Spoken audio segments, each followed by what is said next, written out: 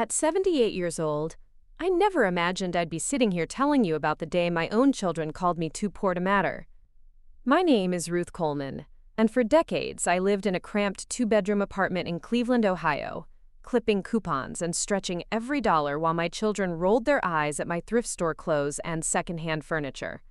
What they didn't know was that I had been quietly sitting on a $7 million trust fund, watching and waiting to see who would love me for who I was, not what I could give them. The day my daughter-in-law laughed at my worn-out shoes and told her friends I was an embarrassment to the family was the day I decided to show them exactly what poor really looked like. Before we jump back in, tell us where you're tuning in from, and if this story touches you, make sure you're subscribed. Because tomorrow I've saved something extra special for you. I suppose my story really begins in the autumn of 2019, when I was preparing for what I hoped would be a peaceful Thanksgiving dinner in my little apartment on Maple Street. The building wasn't much to look at, with its faded brick exterior and creaky elevator that only worked half the time, but it had been my home for 15 years. After my husband Frank passed away, I'd downsized from our modest house in the suburbs, telling my children it was all I could afford on my Social Security and Frank's small pension. The truth was more complicated than that, but at 78 I'd learned that sometimes the most revealing thing you can do is let people show you who they really are when they think you have nothing to offer them. My apartment reflected what my children believed about my financial situation. The furniture was a mix of pieces I'd collected over the years from garage sales and estate sales, not because I had to, but because I genuinely enjoyed the hunt for hidden treasures. My kitchen table was a sturdy oak piece I'd refinished myself, surrounded by mismatched chairs that each had their own story.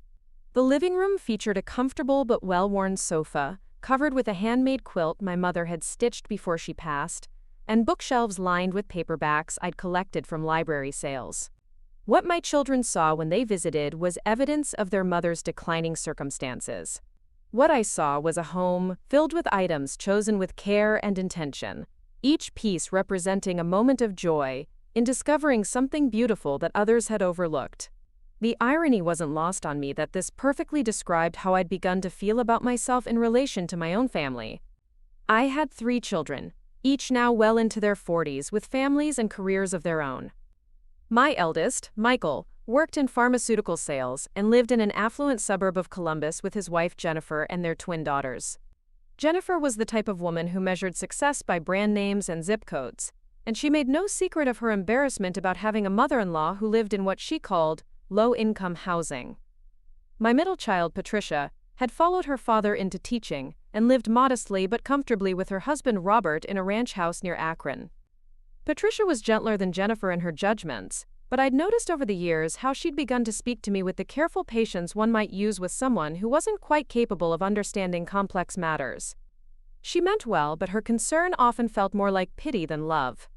My youngest, David, had always been my rebel. He bounced between various jobs and relationships, currently working as a freelance graphic designer while living in a trendy neighborhood in Chicago with his boyfriend Alex. David's relationship with money was complicated. He resented what he saw as society's obsession with wealth, while simultaneously feeling ashamed of what he perceived as his family's lack of it.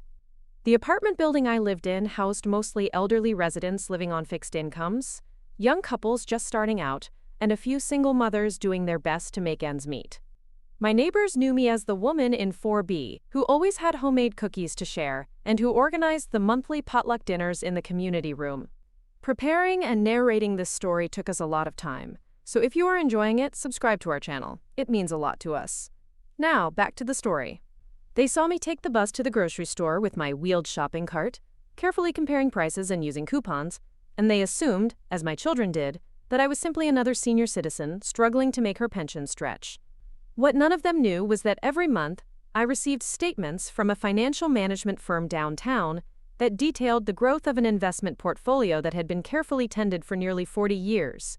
The trust fund had been established by Frank's grandfather, a man who'd made a fortune in steel manufacturing during World War II. The terms of the trust were specific. The funds couldn't be accessed until the beneficiary reached the age of 75, and even then, only with the approval of the designated trustee. I'd reached that milestone 3 years earlier, but I'd chosen not to touch the money. Instead, I'd watched my children navigate their adult lives, noting how they treated not just me, but others they perceived as having less status or fewer resources. I'd observed their marriages, their parenting styles, and their values, all while living as if I truly were the struggling widow they believed me to be. The decision to maintain this deception hadn't been made lightly. When Frank was dying, he'd held my hand in the hospital and made me promise to be careful about who I trusted with knowledge of our real financial situation. His own family had been torn apart by money disputes, and he'd seen too many relationships destroyed by greed and entitlement. He'd asked me to wait, to watch, to learn who my children really were before I revealed the truth about our circumstances. For 3 years, I'd honored that promise, and what I'd learned had broken my heart in ways I hadn't expected. Michael's visits to my apartment were infrequent and usually centered around what he perceived as my needs, rather than any genuine desire to spend time with me. He'd arrive with a bag of groceries, usually generic brands from the discount store, and would spend most of the visit pointing out things in my apartment that needed fixing or replacing. His tone was always kind, but there was an underlying impatience, as if my circumstances were somehow inconvenient for him to witness. Jennifer rarely accompanied him on these visits, claiming that the neighborhood made her uncomfortable, and that she couldn't find parking for her Mercedes SUV. When she did come, usually for major holidays, she'd sit gingerly on my furniture as if afraid of contamination, and would make comments about how cozy my little place was, the kind of cozy that clearly meant cramped and inadequate in her vocabulary. Patricia was more regular in her visits, but I'd begun to notice how she'd started bringing her own coffee in a travel mug, claiming she was trying to cut down on caffeine but clearly not trusting my store-brand instant coffee. She'd pat my hand sympathetically when I mentioned needing to wait for sales to buy new clothes, and she'd started slipping $20 bills into my purse when she thought I wasn't looking, a gesture that was meant to be kind but felt increasingly condescending. David called more often than he visited, but our conversations had taken on a tone that troubled me. He'd begun treating me as if I were a cautionary tale, someone whose financial struggles proved his point about the failures of capitalism and the way society abandoned its elderly. His anger on my behalf was genuine, but it was also abstract, more about his political beliefs than about any real understanding of my daily life. The loneliness wasn't just about money, though the financial deception was certainly part of it. It was about feeling invisible in my own family, reduced to a symbol of either inconvenience or injustice, rather than seen as a whole person with my own thoughts, feelings, and experiences. I'd begun to feel like I was disappearing, not because of age or infirmity, but because my children had unconsciously decided that a poor elderly woman couldn't possibly have anything interesting to contribute to their lives. My days fell into a routine that reinforced their perceptions, while giving me the space I needed to observe and think. I'd wake early and walk to the corner bakery where I'd buy day-old pastries at half price, not because I couldn't afford fresh ones, but because I genuinely enjoyed the ritual and the conversations with Maria, the owner, who never treated me as anything other than a valued customer and friend. I'd spend my mornings reading, often books I'd check out from the library or purchase secondhand, though I occasionally allowed myself the luxury of a new release, always paid for in cash to avoid leaving any paper trail that might reveal my true financial situation. My afternoons were often spent with my neighbors, sharing coffee and conversation, or working on various crafts and projects that I'd sell at local markets. Another small deception that reinforced the image of someone trying to supplement a meager income. The financial management firm that handled my trust fund had a private entrance and discreet protocols that allowed me to handle my affairs without drawing attention. My advisor, a woman named Catherine Walsh, who had worked with Frank's family for decades, understood the situation and respected my decision to maintain my current lifestyle while the money continued to grow. Every quarter, Catherine would meet me at a small restaurant downtown where we'd review the portfolio performance and discuss any necessary adjustments. These meetings were always brief and businesslike, but Catherine had occasionally expressed concern about my decision to live so far below my means. She'd grown fond of Frank during his lifetime and had always been warm with me, but she was also a professional who understood that her job was to manage money, not to judge how her clients chose to live. The trust fund had grown significantly over the years, benefiting from careful investment and the compound growth that comes with time and patience. What had started as a substantial but not extraordinary inheritance had become genuine wealth, the kind of money that could change not just my life, but the lives of my children and grandchildren for generations. The weight of that responsibility was something I felt daily, but it was balanced by my growing concern about what that money might do to my family if it wasn't handled carefully. I'd seen enough families destroyed by inheritance disputes, and the way money could bring out the worst in people to know that wealth could be as much a curse as a blessing.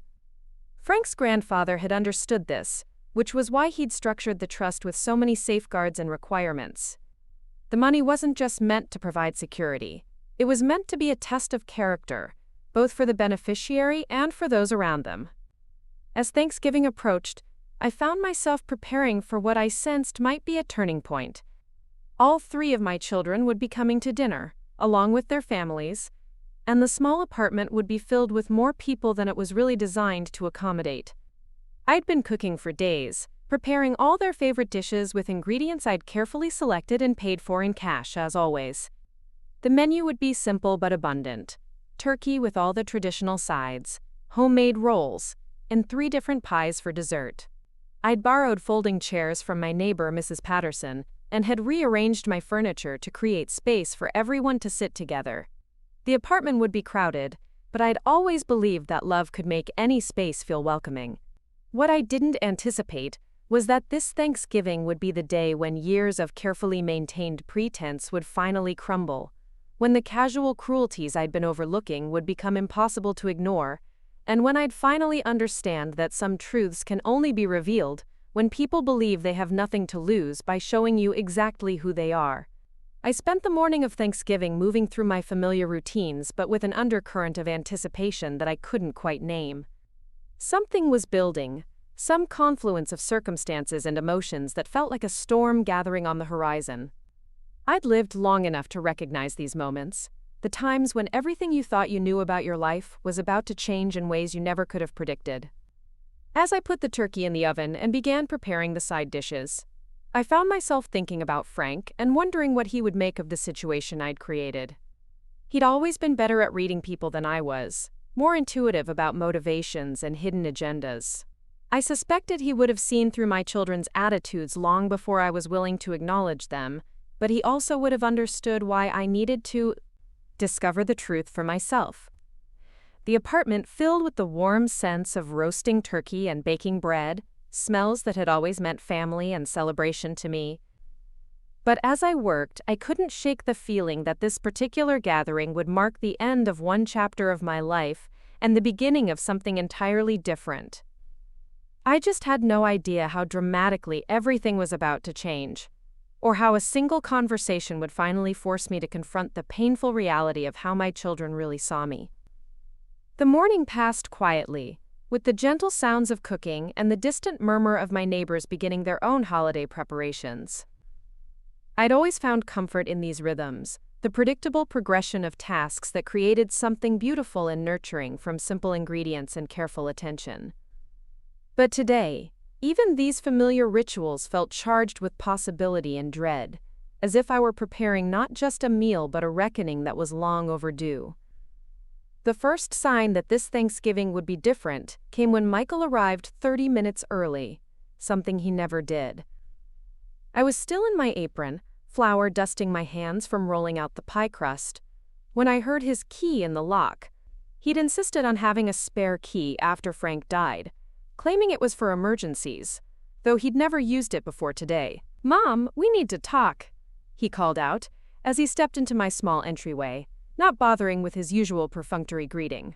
His face was flushed from the November cold, but there was something else in his expression that I couldn't quite identify.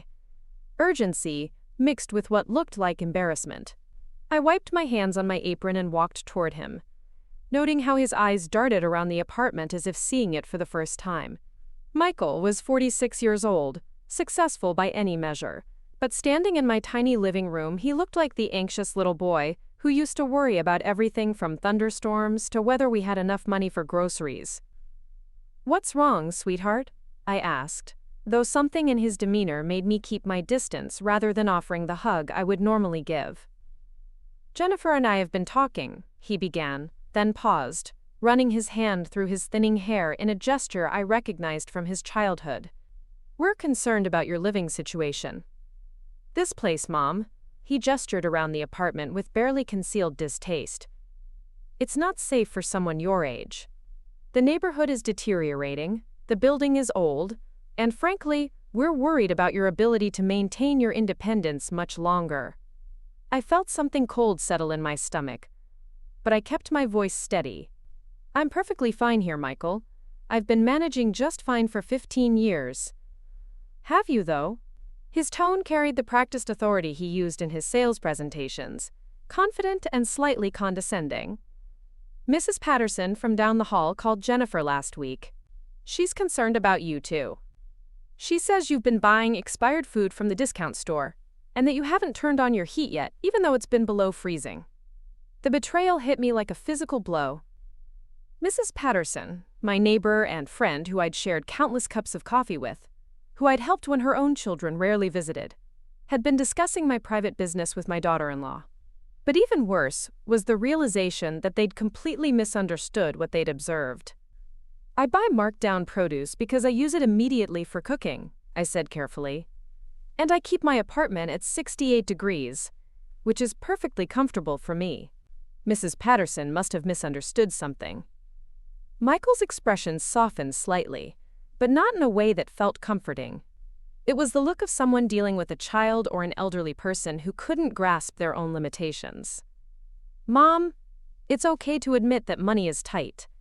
Dad's pension wasn't much, and Social Security doesn't go far these days. We know you're struggling. The word struggling hung in the air between us like an accusation. I looked at my son, this man I'd raised and sacrificed for, who'd graduated from college debt-free because Frank and I had worked double shifts to pay his tuition, and saw that he genuinely believed I was some sort of charity case. What exactly are you suggesting, Michael? Jennifer found a really nice senior living community about 20 minutes from our house. It's not fancy, but it's clean and safe, and the residents seem happy. They have meal plans, activities, transportation to medical appointments. You wouldn't have to worry about maintaining an apartment or buying groceries or any of that. I turned back toward the kitchen, needing a moment to process what I was hearing. My son was suggesting I give up my independence and move to what was essentially an institutional setting, because he and his wife had decided I was too poor to live safely on my own. Have you discussed this with Patricia and David? I asked, busying myself with checking the turkey to avoid looking at him directly. We're planning to bring it up today. Jennifer thought it would be better to present a united front, you know? Show you that we're all concerned, and that this isn't just us being controlling. The casual way he mentioned manipulating me and orchestrating my other children's support made my hands shake as I basted the turkey. This wasn't a conversation born out of love or genuine concern. This was an intervention based on assumptions and secondhand gossip, planned and executed like a business strategy. And if I don't want to move to this facility? Michael was quiet for a long moment. When he finally spoke, his voice carried a tone I'd never heard from him before, a mixture of impatience and determination that reminded me uncomfortably of his father-in-law, a man who'd made his fortune in real estate by convincing people to make decisions that benefited him more than them. Mom, you're 78 years old. You can't keep pretending that you can handle everything on your own. We love you, but we also have responsibilities to our own families. Jennifer and I can't keep worrying about whether you're eating properly or whether you'll fall in this apartment and lie there for days before anyone finds you. There it was, the truth beneath all the concern and careful words. I was becoming an inconvenience, a source of anxiety that was interfering with their comfortable lives. The solution wasn't to include me more fully in their world, or to visit more often, or to ask what I actually needed. The solution was to warehouse me somewhere they could feel good about my safety without having to think about me very much. I closed the oven door and turned to face my eldest child, seeing him clearly for perhaps the first time in years. Michael had always been the responsible one, the achiever who followed rules and met expectations. But responsibility without compassion was just management, and management was what you did with problems, not with people you loved. The turkey needs another hour, I said, untying my apron. Why don't you help me set up the extra chairs while we wait for the others? For the next 30 minutes, we worked in relative silence, transforming my small living room into a dining space that could accommodate 8 people.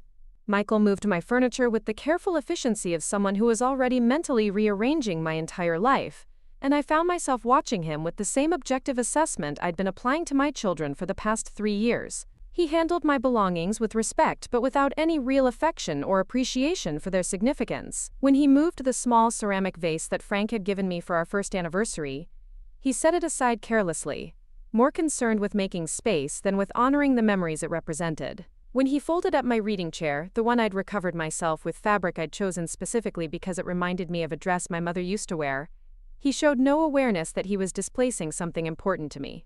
Patricia arrived next, bringing her usual offering of store-bought dinner rolls and an apologetic explanation about not having time to bake anything homemade. She hugged me warmly, but I noticed how she held me a little longer than usual, as if she were trying to assess my physical condition through the embrace. "You look tired, Mom," she said, studying my face with the concerned attention she usually reserved for her most challenging students. "Are you sleeping okay? Eating enough? I worry about you being here all alone." Before I could answer, Michael appeared from the kitchen where he'd been helping arrange chairs. "I was just telling Mom about the Sunset Manor place we looked at. I think she should come see it with us next week." Patricia's face lit up with relief, and I realized that this conversation had indeed been coordinated in advance. "Oh, Mom, I'm so glad Michael mentioned it. Robert and I drove by there last weekend, and it looks lovely. Very well maintained, and the residents we saw seemed so content." "You drove by without telling me?" I asked, feeling another small betrayal add to the growing weight in my chest. "We didn't want to get your hopes up if it wasn't suitable," Patricia said quickly. "But it really is perfect for someone in your situation. They have a sliding scale for fees based on income, so you wouldn't have to worry about the cost, and they provide everything you need." Someone in my situation. The phrase echoed Michael's earlier comment about my struggling, and I began to understand that my children had been discussing my financial circumstances in detail, drawing conclusions based on their observations and assumptions, creating a narrative about my life that had very little to do with reality. "What exactly do you think my situation is?" I asked quietly. Patricia and Michael exchanged a glance that spoke volumes about conversations they'd had without me. Patricia reached for my hand, her touch gentle but somehow patronizing, the way she might comfort a student who was struggling with a concept beyond their grasp. "Mom, we know money is tight. We see how carefully you budget, how you shop for bargains, how you make do with things that really should be replaced. There's no shame in needing help. Dad worked hard, but his pension was never going to be enough for long-term care if you need it, and Medicare doesn't cover everything." I looked around my apartment, trying to see it through their eyes. The furniture that I'd chosen with care and maintained with pride suddenly looked shabby and inadequate. The books I'd collected over decades appeared to be the desperate hoarding of someone who couldn't afford new entertainment. The handmade decorations and carefully tended plants seemed like the pathetic attempts of someone trying to make poverty look cozy. But what struck me most was the complete absence of curiosity about my actual feelings or preferences. Neither of my children had asked if I was happy here, if I enjoyed my independence, if I had friends and activities that mattered to me. They'd observed my lifestyle, judged it inadequate by their standards, and decided to fix it without ever considering that I might have chosen this life deliberately. The sound of footsteps on the stairs announced David's arrival, and I braced myself for whatever role he'd been assigned in this carefully orchestrated intervention.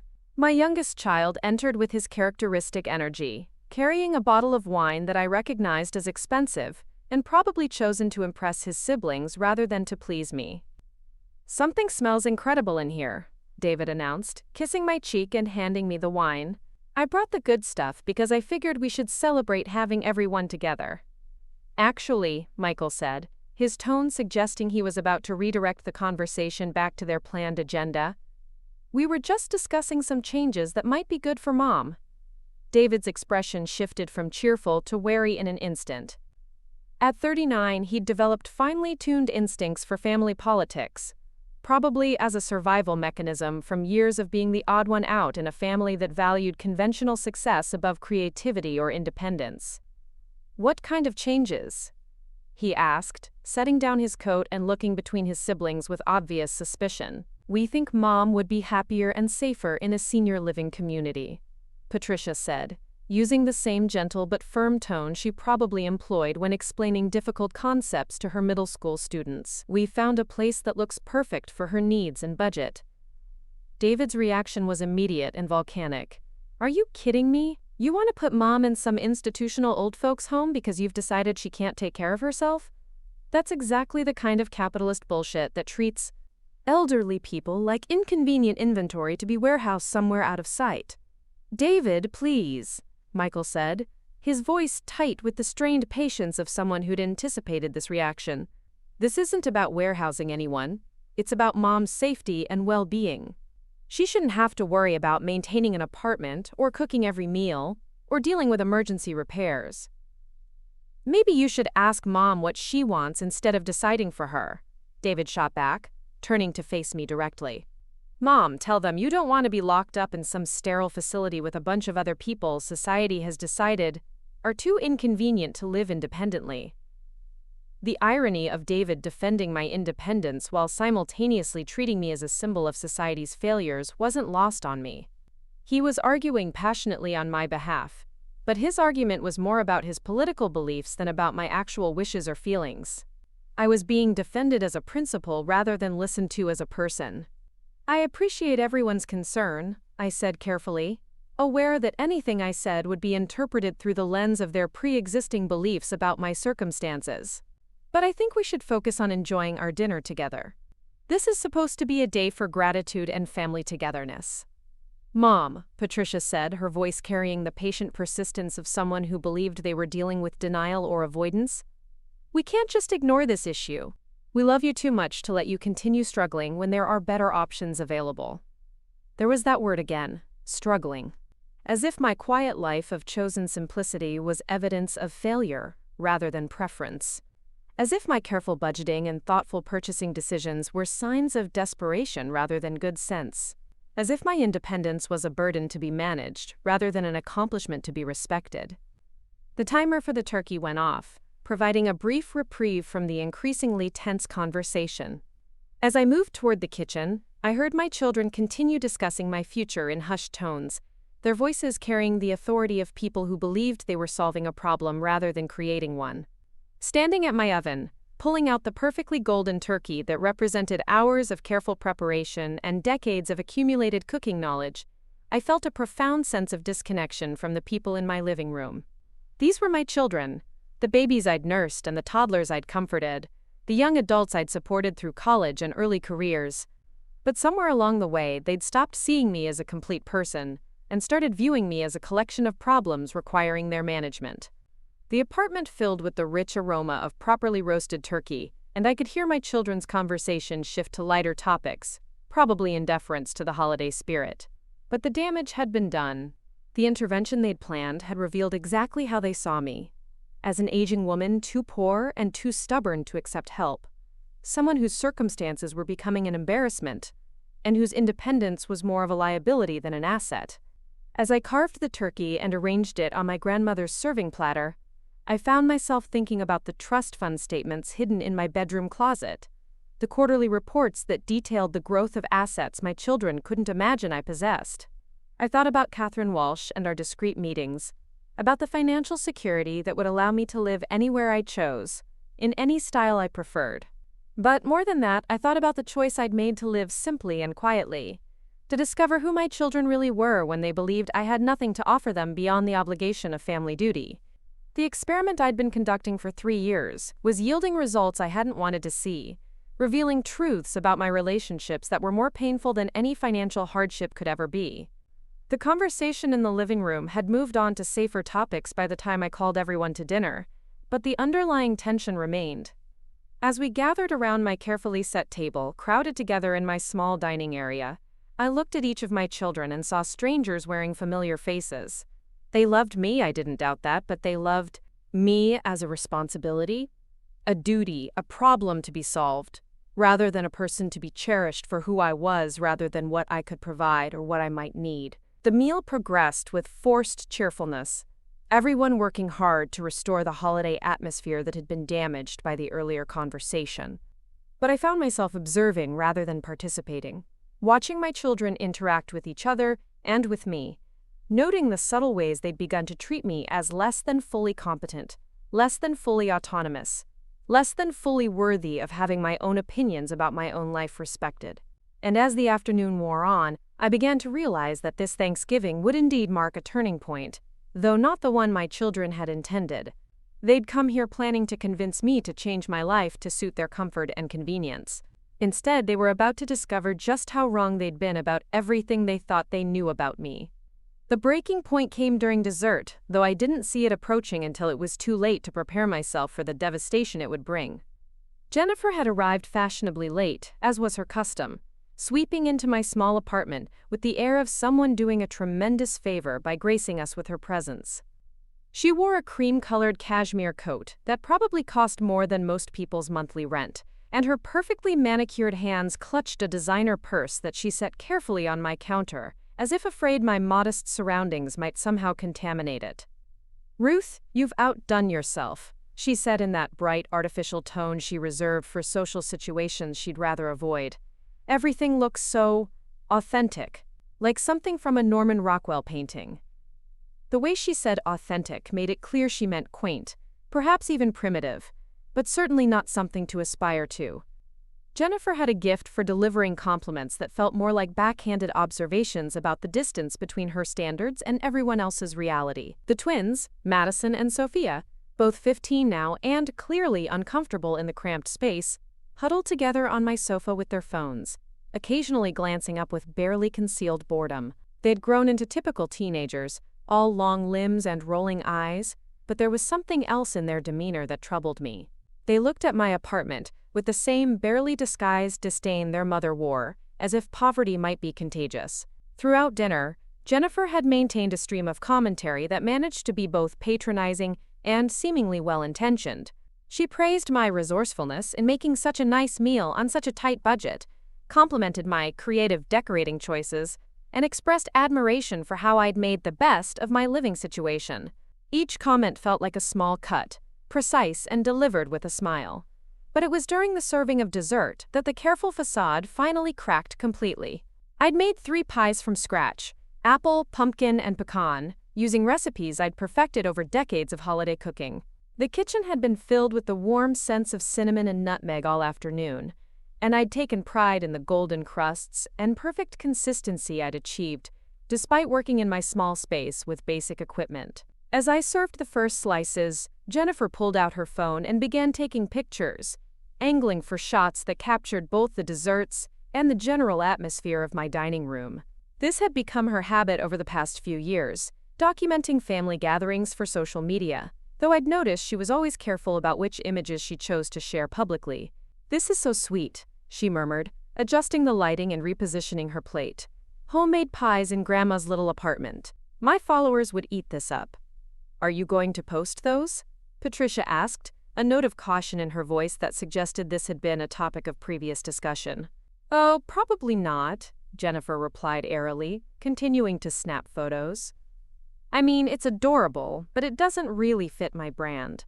My audience expects a certain aesthetic. You know, aspirational content, beautiful homes, that sort of thing." She paused, reviewing the images on her phone screen, then looked up with sudden inspiration.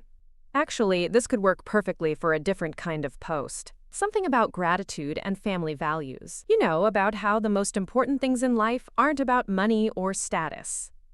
I felt something cold settle in my stomach as I watched her scroll through the pictures, selecting and editing with practiced efficiency. My home, my carefully prepared meal, my family gathering was becoming content for her social media presence, filtered through her particular lens of what would generate engagement and reinforce whatever image she wanted to project. "What would you say in a post like that?" David asked, and I could hear the edge in his voice that suggested he was as uncomfortable with this development as I was. Jennifer's face lit up with the enthusiasm she usually reserved for discussing shopping or vacation plans. "Something about how my mother-in-law shows us that love doesn't require expensive ingredients or fancy settings. How she creates magic with whatever she has, proving that the best family memories come from the heart, not the wallet."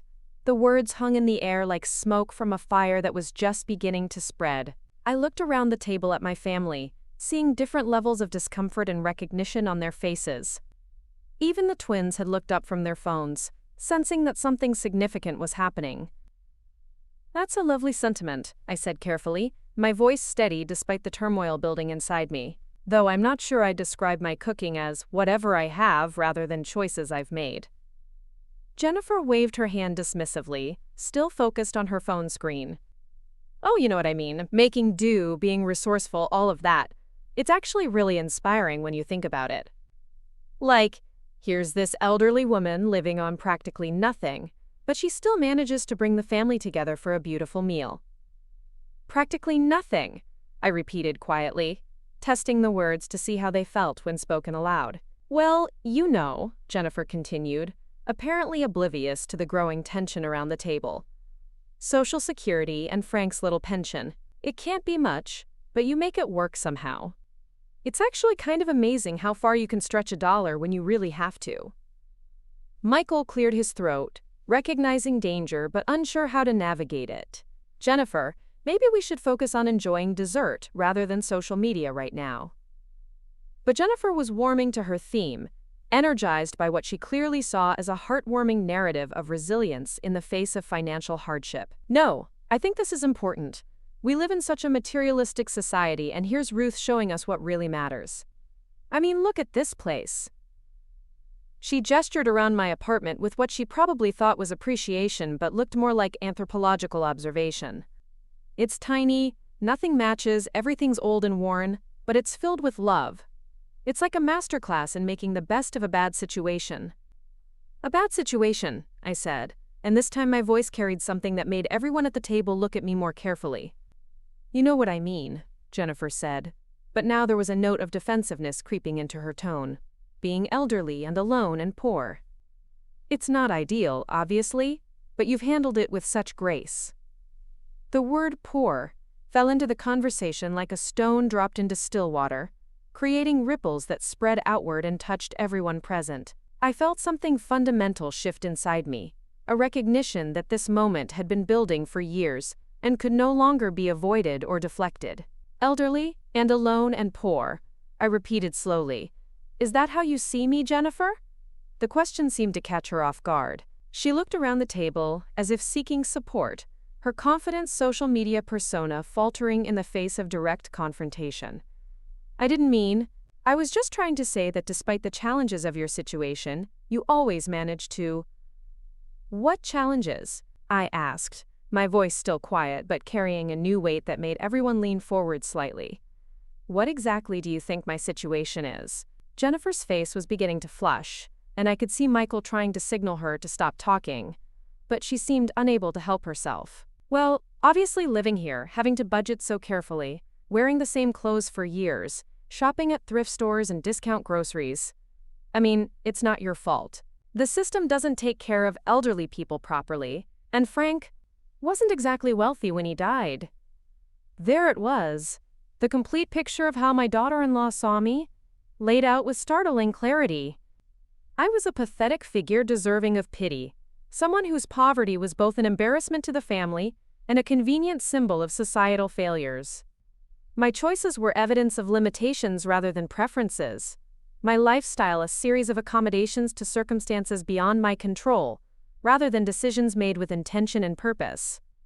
"Frank wasn't exactly wealthy," I said, standing up from the table with movements that felt deliberate and final. "That's an interesting perspective." I walked to my bedroom, aware that everyone at the table was watching me with confusion and growing alarm. From my closet, I retrieved the manila folder where I kept my most recent financial statements, documents I'd been carrying the weight of in secret for 3 years. When I returned to the dining room, the silence was absolute. Even the twins had put down their phones, sensing that whatever was happening was more dramatic than anything they might find on their screens. I set the folder on the table in front of Jennifer and opened it to reveal the quarterly statement from Walsh Investment Management. The numbers were clearly visible in black and white, a portfolio value of $7,234,000, with detailed breakdowns of stocks, bonds, and other investments that had been carefully managed and grown over nearly 4 decades. Jennifer's face went white as she stared at the documents. I watched her scan the numbers, probably thinking she was misreading something, her mouth opening and closing as she tried to process information that completely contradicted everything she thought she knew about my circumstances. "I don't understand," she whispered, looking up at me with an expression of genuine confusion and dawning horror. These numbers can't be right." $7 million, I said clearly, making sure everyone at the table could hear. "That's Frank's trust fund, which became mine when I turned 75 3 years ago. The little pension you mentioned was actually a cover story I'd been maintaining while I decided what to do with more money than any of you have ever imagined." The silence that followed was deafening. I looked around the table at my children's faces, seeing shock, confusion, and the beginning of something that looked like panic as they began to understand the implications of what I'd just revealed. "You've been lying to us," Michael said finally, his voice barely above a whisper. "For 3 years you've been pretending to be poor while sitting on $7 million. I've been living quietly and simply while observing how my family treats someone they believe has nothing to offer them beyond the obligation of blood relationship," I corrected. "I've been discovering who you really are when you think I'm too poor to matter." Patricia's face crumpled as the full weight of the situation hit her. "Mom, we were trying to help. We thought you needed us." "You thought I was an embarrassment," I said, looking directly at Jennifer, who seemed to be struggling to breathe normally. "You thought my lifestyle was evidence of failure rather than choice. You decided I was too incompetent to manage my own life and too poor to deserve respect for my decisions." David, who had been silent throughout the revelation, suddenly laughed, a sound that held no humor whatsoever. "This is incredible. You've been conducting some kind of psychological experiment on your own family, testing us to see if we'd love you when we thought you were poor." "I've been learning whether you love me at all," I replied, "or whether you just love the idea of being dutiful children to a needy mother."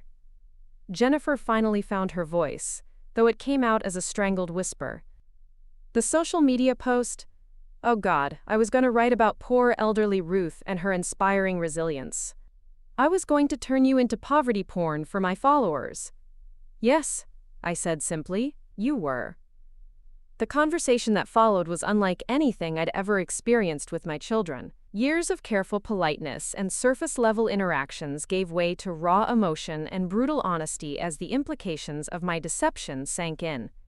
Michael was angry about being lied to, Patricia was devastated by the realization of how condescending she'd been, and David was oscillating between admiration for my strategy and fury at being manipulated. But it was Jennifer's reaction that revealed the most about the dynamics that had been poisoning our family relationships.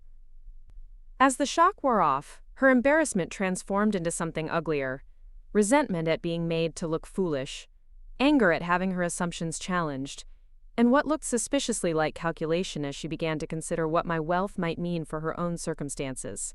"So you've been testing us," she said, her voice gaining strength as her initial shock faded.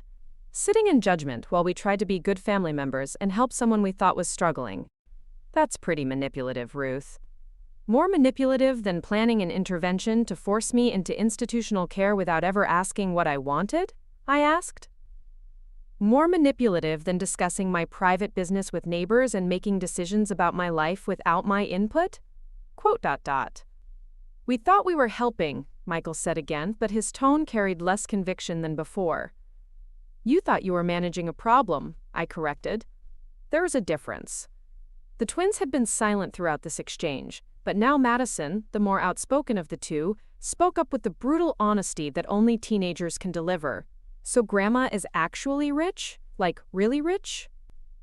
"Really rich," I confirmed, watching as a new understanding dawned on young faces that had been shaped by years of hearing their parents discuss my supposed poverty. "Then why do you live like this?" Sophia asked, gesturing around the apartment with genuine curiosity rather than judgment. "If you have $7 million, why don't you live in a mansion, or travel the world, or buy fancy stuff?" It was the first question anyone had asked that focused on my choices rather than my limitations, and it came from a 15-year-old who had been dismissed as self-absorbed and shallow by the adults around her. "Because I like my life," I said simply. "I like my neighbors, I like my independence, I like making thoughtful choices about how I spend my time and money. I don't need a mansion to be happy. and I don't need expensive things to feel valuable." "But you let us think you were poor," Patricia said, tears streaming down her face. "You let us worry about you and feel guilty for not doing more to help." "I let you show me who you really are," I replied. "And now we all have to decide what we're going to do with that information." The evening ended shortly after that, with awkward goodbyes and promises to talk soon that felt more like threats than comfort. As my children and their families filed out of my apartment, I could hear the beginning of intense conversations starting in the hallway, voices raised in confusion and recrimination as they tried to process what had just happened. Jennifer was the last to leave, pausing at my door with an expression I couldn't quite read. "This changes everything, you know," she said quietly. "Everything we thought about you, about our relationship, about the family dynamics. I don't know how we come back from this." "Maybe we don't," I replied. "Maybe we figure out something better." After they were gone, I stood in my quiet apartment, surrounded by the debris of Thanksgiving dinner and the wreckage of relationships that had been built on false assumptions and mutual misunderstanding. The turkey carcass sat on my counter waiting to be dealt with, the dishes needed washing, and the extra chairs needed to be folded and put away. But for the first time in 3 years, I felt completely honest about who I was and what I wanted. The experiment was over, the truth was revealed, and now I would discover whether my family could love the real me as much as they'd pitied the woman they thought I was. The silence in my apartment felt different now, not empty but expectant, as if the space itself were waiting to see what would grow in the place where carefully maintained deceptions had finally been cleared away. The phone started ringing at 7 in the morning, 3 days after Thanksgiving. I let it go to voicemail while I sat at my kitchen table with my coffee, watching the November rain streak down my windows and thinking about how dramatically my world had shifted in the span of a single evening. The first message was from Michael, his voice tight with barely controlled emotion. "Mom, we need to talk.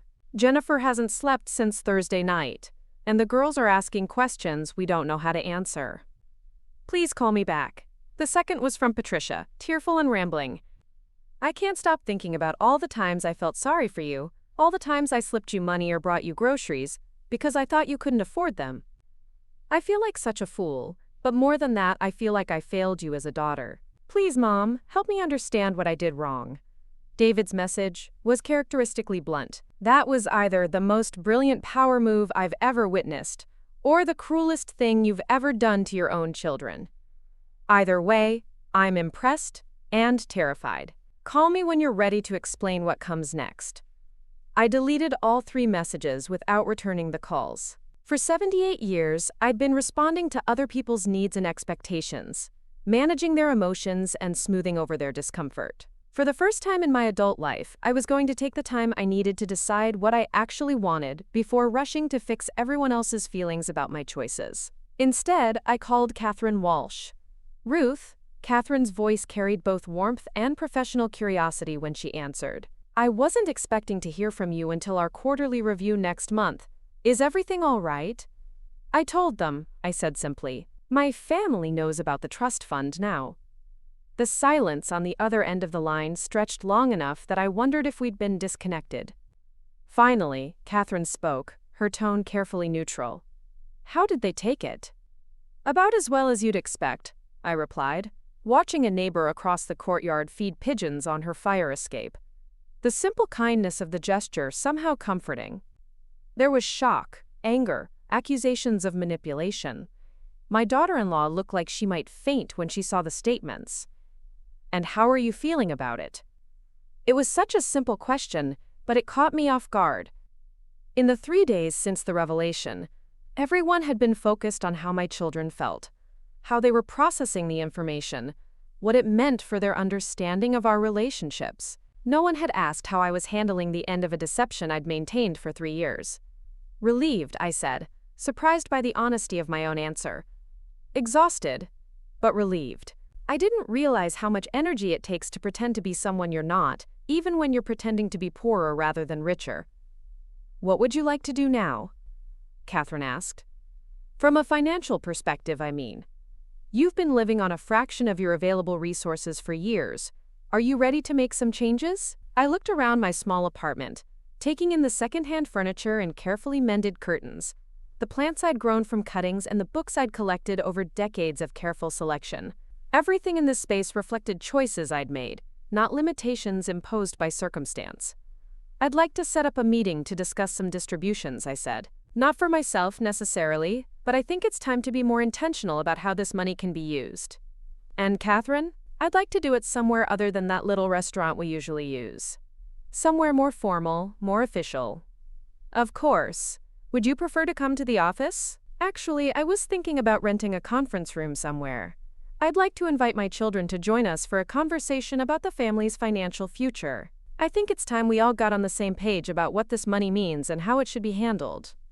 Catherine was quiet again, but I could hear the sound of pages turning as she consulted her calendar. I can arrange something for next week if you'd like. Though Ruth, if I may ask, what are you hoping to accomplish with this meeting? I want to see who my children really are when they know I have options, I said. For 3 years I've watched how they treat someone they think is powerless. Now I want to see how they behave when they understand I'm not. The conference room Catherine arranged was in a downtown Cleveland office building, all glass and steel, with a view of Lake Erie that reminded me why I'd always loved this city despite its harsh winters and economic struggles. The space was deliberately impressive, with a long mahogany table and leather chairs that spoke of serious business and important decisions. I arrived early, wearing a navy blue suit I'd purchased for Frank's funeral but hadn't worn since. It was well-tailored and expensive, though I doubted my children would recognize it as such since they'd become accustomed to seeing me in cardigans and comfortable pants from discount stores. I wanted to look the part of someone who controlled significant wealth, partly for the meeting itself but mostly for my own confidence. Catherine was already there when I arrived, spreading documents across the table with the efficient competence I'd come to appreciate over our years of working together. She'd brought a young associate named James, who specialized in family financial planning, a soft-spoken man with an MBA, who looked like he could handle whatever emotional volatility my children might bring to the discussion. "Are you nervous?" Catherine asked as we waited for my family to arrive. "Terrified," I admitted, but also curious. I've spent so much time thinking about money as something to hide or manage carefully. I'm interested to see what it feels like to wield it openly. Michael arrived first, as I'd expected. He wore his best suit and carried himself with the professional bearing he used for important sales presentations, but I could see the uncertainty in his eyes as he took in the formal setting and the array of financial documents waiting on the table. "Mom," he said, kissing my cheek with the careful politeness of someone navigating unfamiliar territory. "This is quite a setup. Should I be worried?" "You should be prepared to have an honest conversation about our family's financial situation," I replied, gesturing for him to take a seat. "Catherine, this is my eldest son, Michael."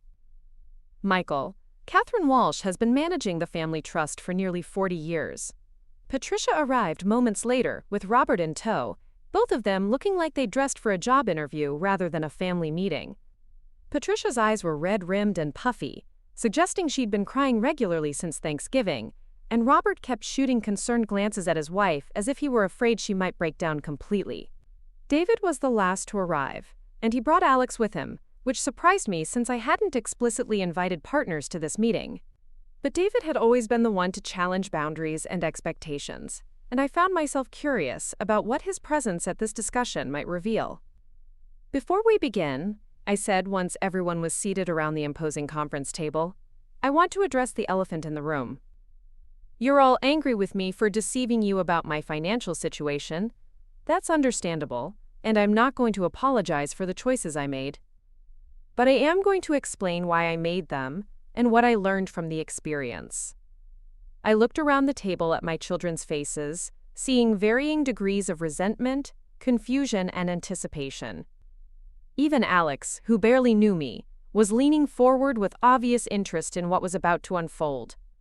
When Frank died, he made me promise to be careful about who I trusted with knowledge of our real financial situation. His own family had been torn apart by inheritance disputes, and he'd seen how money could bring out the worst in people. He asked me to wait, to observe, to understand who you really were before I revealed the extent of our wealth. "So this was Dad's idea?"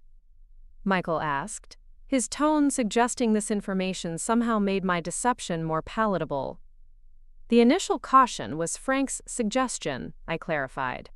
The decision to maintain the pretense for 3 years was entirely mine, and what I learned during that time was both heartbreaking and illuminating. I reached for the folder Catherine had prepared, pulling out copies of my living expenses for the past 3 years, alongside projections of what I could have afforded to spend during the same period. The contrast was stark. My actual annual expenses of approximately $30,000 versus available resources that could have supported a lifestyle, costing 20 times that amount. I chose to live simply and modestly while observing how my family treated someone they believed had limited resources and diminishing capabilities. What I discovered was that your love and respect for me was directly tied to your perception of my neediness and your sense of obligation to manage my decline. Patricia's face crumpled, and she reached for Robert's hand. Mom, we were trying to help. We thought you needed us. You thought I was a problem to be solved, I corrected gently. There's a difference between offering support to someone who asks for it and imposing solutions on someone based on assumptions about their limitations.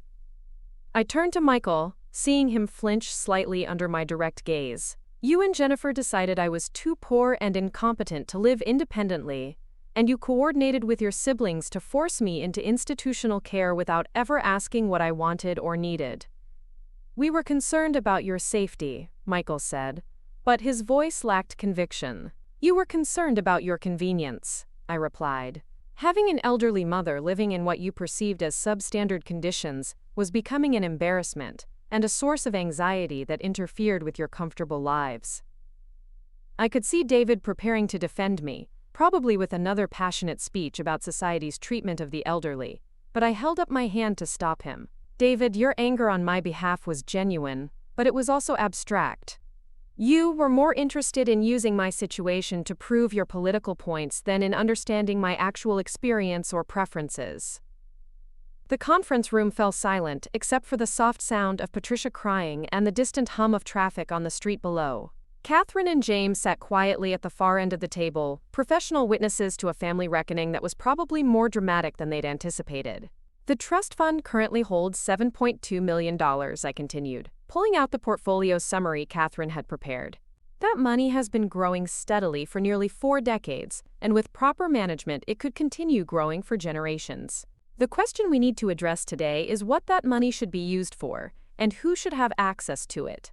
The change in the room's energy was immediate and palpable. Where there had been discomfort and defensiveness, now there was sharp attention and barely concealed calculation. I watched my children's faces as they processed not just the magnitude of the wealth I controlled, but the implications of my words about access and distribution.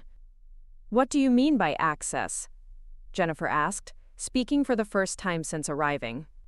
She'd been notably quiet during my explanation, perhaps remembering her Thanksgiving comments about my poverty and feeling the weight of her previous assumptions.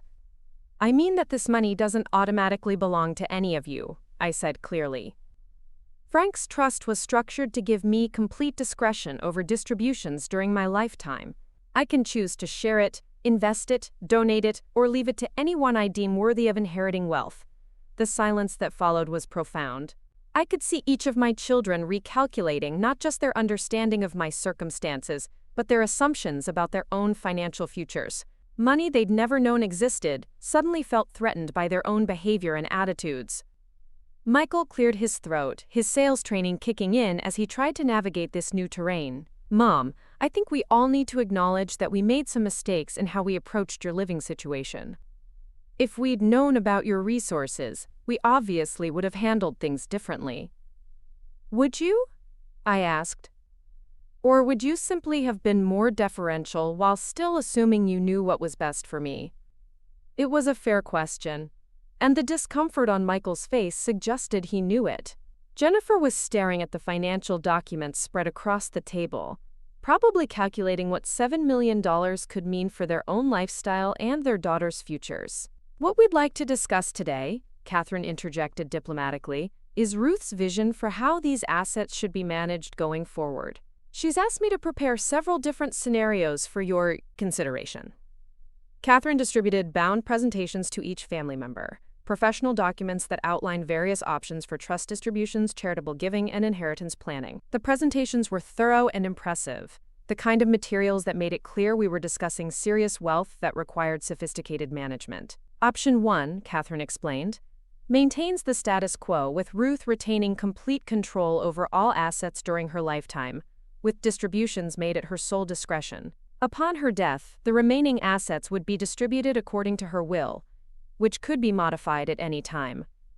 I watched my children scan the first scenario, noting their obvious discomfort with the uncertainty it represented. They'd grown up expecting inheritances they'd never actually been promised, and the realization that their financial futures depended entirely on my ongoing goodwill was clearly unsettling.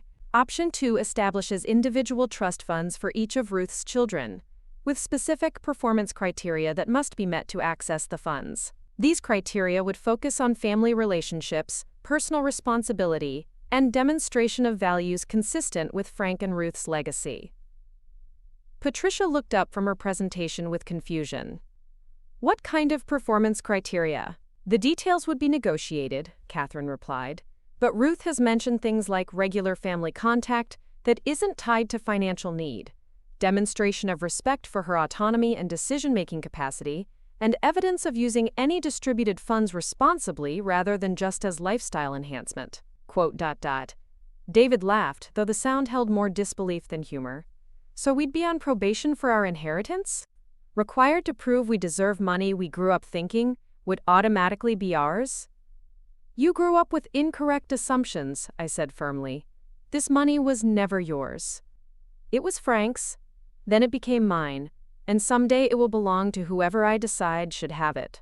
Your sense of entitlement to wealth you didn't earn is exactly the kind of attitude that makes me question whether inheriting significant assets would be good for any of you. The brutal honesty of my statement seemed to hit them like a physical blow. Michael's face flushed red, Patricia started crying harder, and David sat back in his chair with an expression of stunned recognition. Option 3, Catherine continued, apparently unfazed by the family drama unfolding around her, involves establishing a family foundation focused on causes Ruth and Frank cared about, with family members serving on the board and receiving modest stipends for their participation. The bulk of the assets would be dedicated to charitable giving rather than personal inheritance.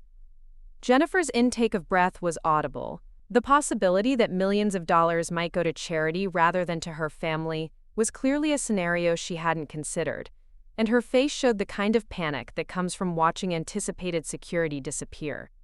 And option 4? Alex asked quietly. It was the first time David's partner had spoken, and his question showed more composure than any of my actual children were displaying.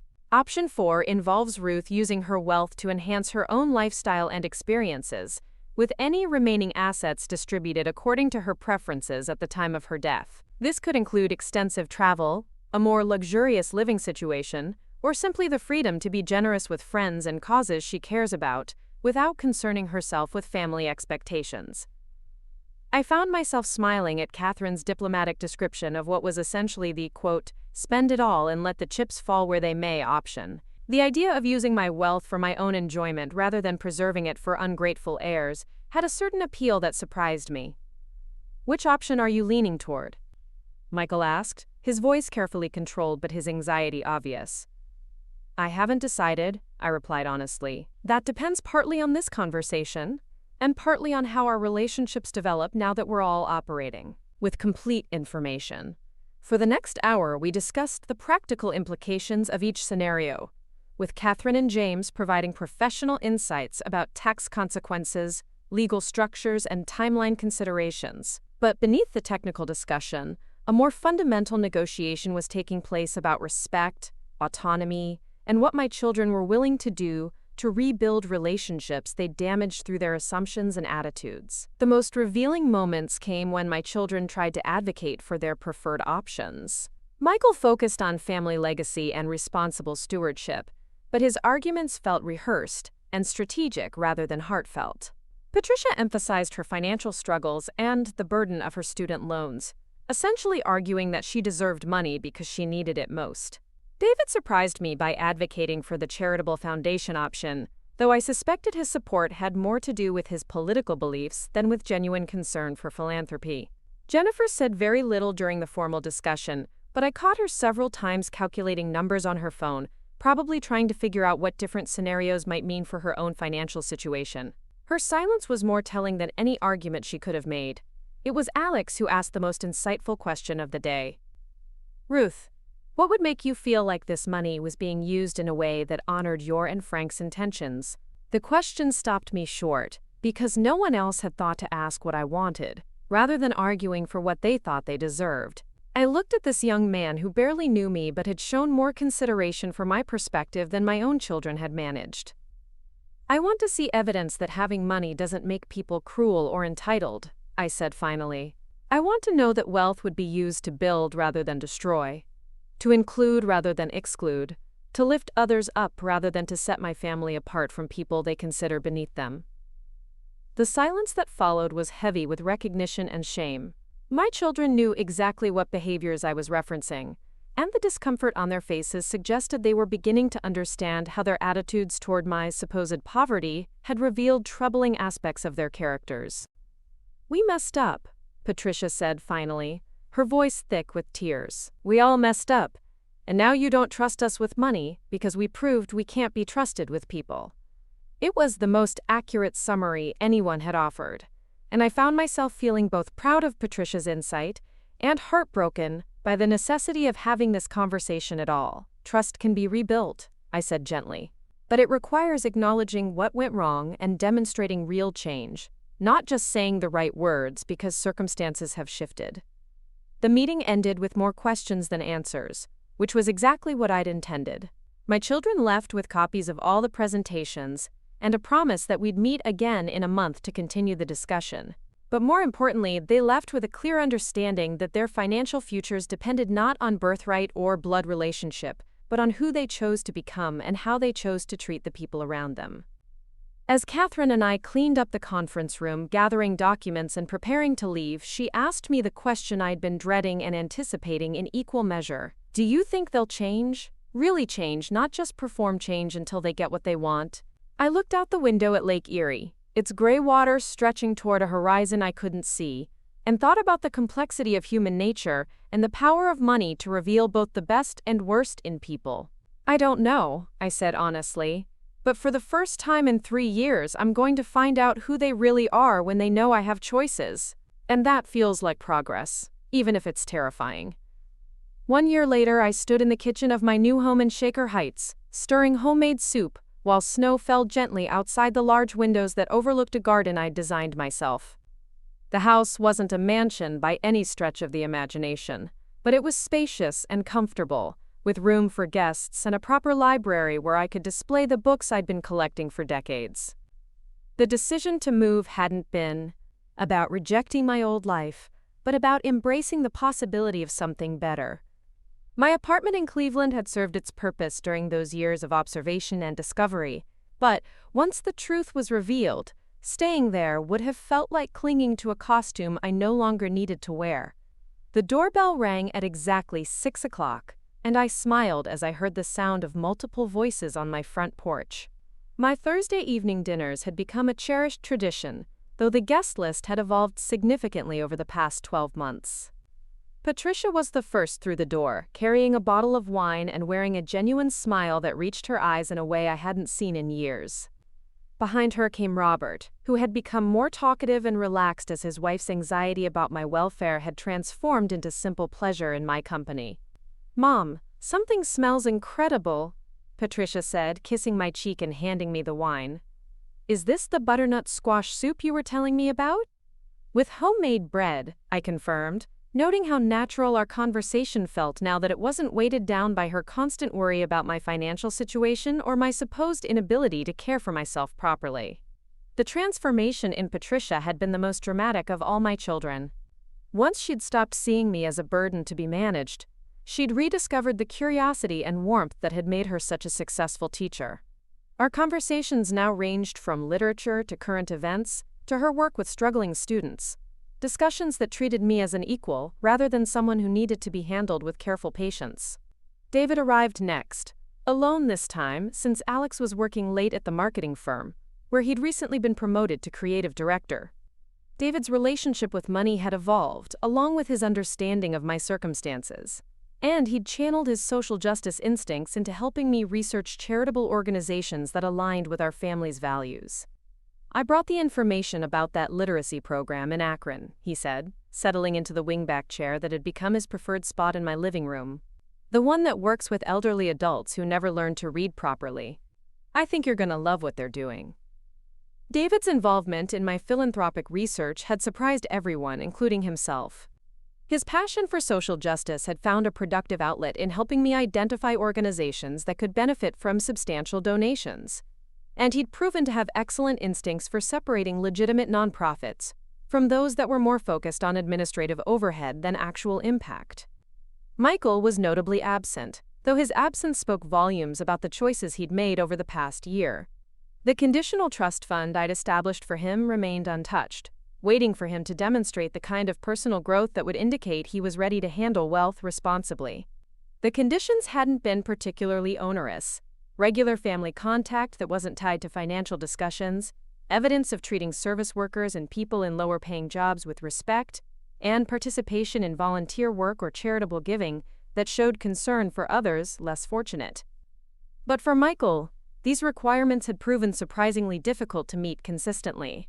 His marriage to Jennifer had become increasingly strained as they struggled to adjust their lifestyle expectations to match his actual income rather than his anticipated inheritance.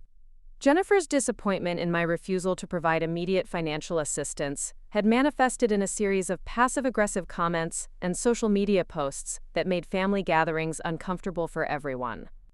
The final break had come 6 months ago when Jennifer had attempted to stage another intervention, this time focused on my irresponsible spending on my new house and my naive approach to charitable giving. She'd brought printed research about the importance of preserving family wealth and had suggested that my decisions were being influenced by people who were taking advantage of my emotional state. The conversation had been brief and definitive.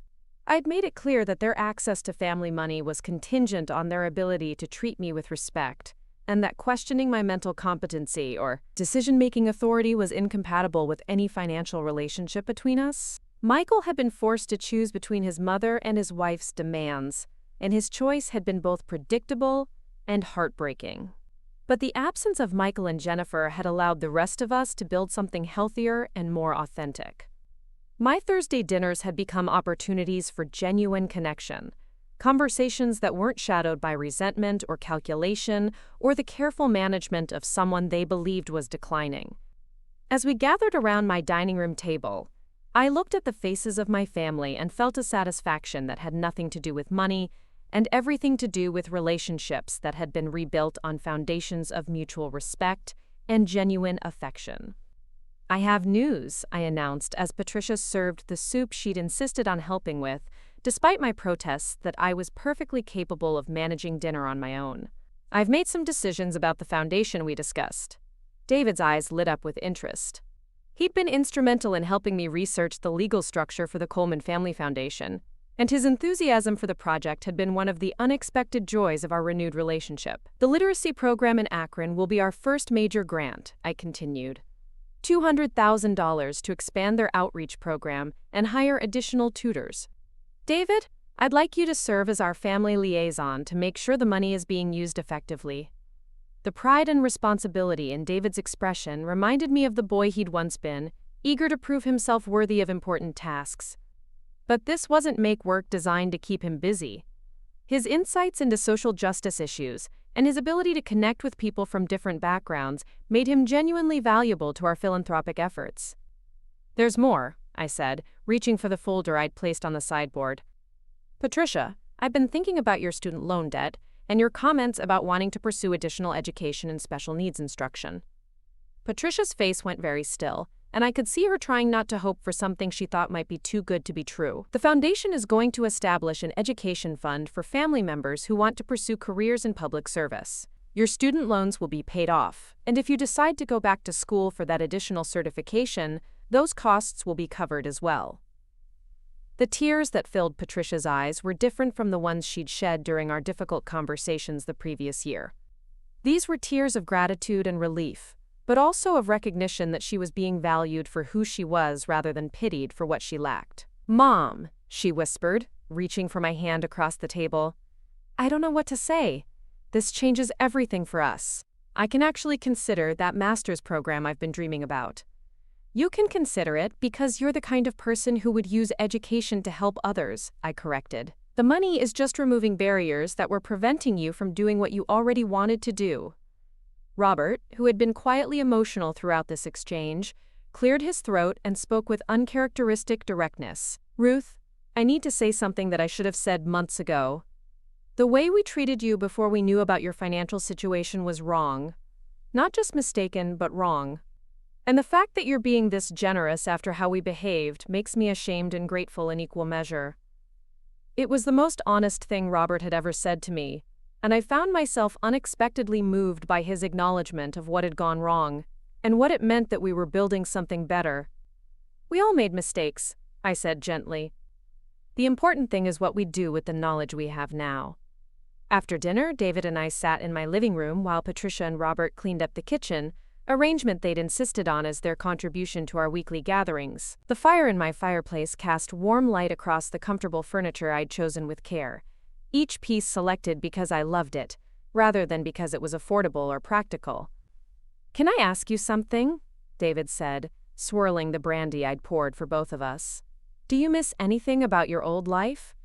The simplicity, the anonymity, the way people treated you when they thought you didn't have money?"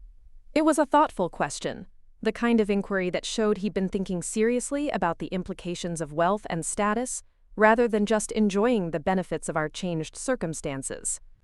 "I miss the clarity," I said after considering his question carefully. "When people thought I was poor, their behavior toward me was revealing in ways they didn't intend. Now that people know I have money, I have to work harder to figure out who's being genuine and who's performing." "But you're happier now?" I looked around my beautiful living room, thought about the projects we were funding through the foundation, considered the authentic relationships I'd rebuilt with my children who had chosen to grow rather than remain entitled. "I'm more myself now," I said finally, "and that turns out to be worth more than either poverty or wealth." David nodded thoughtfully, then surprised me with his next question. "What about Michael? Do you think there's a way back for him?" The question I'd been avoiding for months hung in the air between us. Michael was still my son, and despite his choices, I still loved him. But love didn't mean accepting behavior that was destructive to family relationships, or enabling attitudes that would ultimately harm him as much as anyone else. "Michael can choose to change at any time," I said. "His trust fund is still there, waiting for him to demonstrate that he's learned to treat people with respect, regardless of their financial status. But I won't pretend that he's changed when he hasn't. And I won't reward behavior that I know to be harmful just because it's coming from my son." "That must be hard," David said softly. "It's heartbreaking," I admitted. "But enabling his entitlement and Jennifer's manipulations wouldn't be kindness. It would be cowardice disguised as maternal love." As my family prepared to leave that evening, I stood on my front porch watching them navigate the snowy walkway to their cars. Patricia hugged me with fierce affection, whispering her thanks again for the educational fund, and promising to call me over the weekend to discuss her graduate school applications. Robert shook my hand formally, a gesture that somehow conveyed more respect than casual familiarity would have. David lingered after the others had left, standing in my doorway with snow catching in his dark hair. "Mom, I want you to know that this year has been one of the best of my life, not because of the money, though I'm grateful for the foundation work, but because I finally feel like I know who you really are." "And I know who you really are," I replied, squeezing his hand. "It turns out we're both pretty good people when we're allowed to be ourselves." After everyone was gone, I walked through my quiet house, turning off lights and banking the fire, savoring the satisfaction of an evening well spent. My reflection in the hallway mirror showed a woman who looked her 79 years, but carried them with dignity and purpose. The lines around my eyes were from laughter as much as worry, and my posture reflected the confidence that came from knowing my own worth.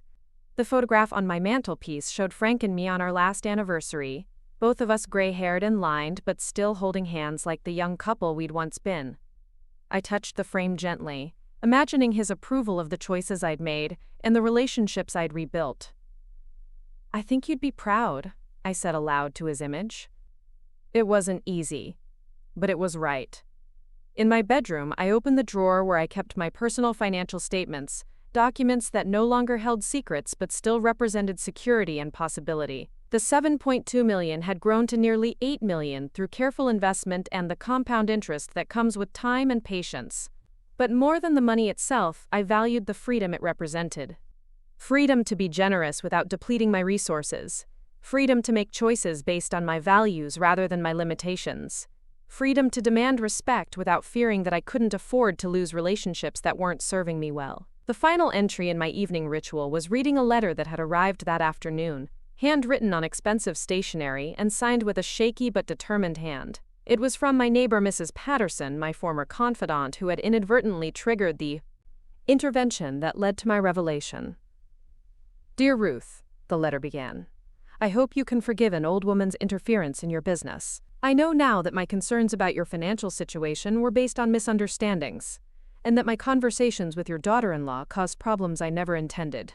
I'm writing to tell you how proud I am of the courage you showed in standing up for yourself, and how much I've learned from watching you rebuild your life on your own terms. Your new house is beautiful, but more beautiful is seeing you happy and confident in ways you never were when you were pretending to be someone you weren't. Thank you for teaching me that sometimes the kindest thing we can do for people is to see them clearly rather than making assumptions about what they need." I folded the letter carefully and placed it in the box where I kept meaningful correspondence, thinking about the irony that Mrs. Patterson's well-intentioned meddling had ultimately led to the most authentic relationships of my adult life. Outside my bedroom window, snow continued to fall on the garden that would bloom again in spring. The house settled around me with the comfortable sounds of a home that was lived in and loved, chosen rather than accepted as the best of limited options. At 79, I had learned that the most precious thing money could buy wasn't luxury or security, or even freedom from worry.